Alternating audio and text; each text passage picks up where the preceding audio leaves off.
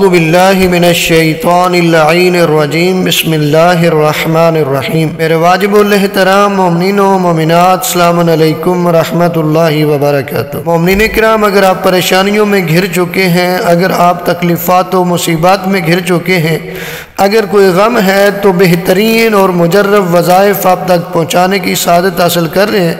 ان وظائف کو اپنی زندگی کا معمول بنا لیں، پروردگار آپ کی پریشانیوں کو دور فرما دے گا۔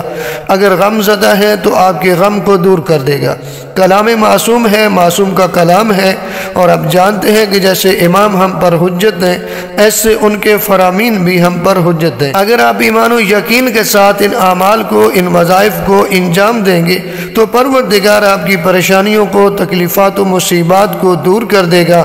اگر غم زدہ ہے تو پروردگار آپ کے غم کو دور فرما دے گا۔ امام جعفر صادق علیہ السلام فرماتے ہیں کہ اگر آپ پریشانیوں میں گھر چکے ہیں تو آپ سورہ آل عمران کی آیت نمبر 173 کی تلاوت کیا کریں۔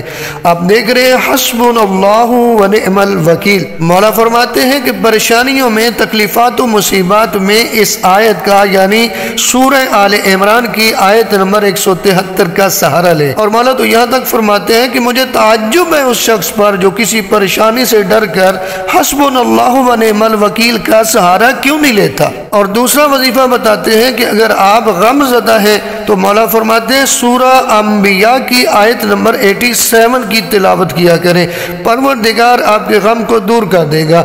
اس کے بارے میں فرماتے ہیں کہ مجھے اس شخص پر تعجب ہے جو غم زدہ ہے، وہ لا الہ الا انت سبحانک انی کنت من الظالمین کا سہارا کیوں نہیں لیتا۔ یعنی مولا بتانا چاہتے ہیں کہ اگر آپ غم زدہ ہیں تو سورہ انبیاء کی آیت نمبر 87 لا الہ الا انت سبحانک انی کنت من الظالمین کا سہارا لے، پروردگار آپ کے غموں کو دور کر دے گا، پروردگار آپ کی پریشانیوں کو دور فرما دے گا۔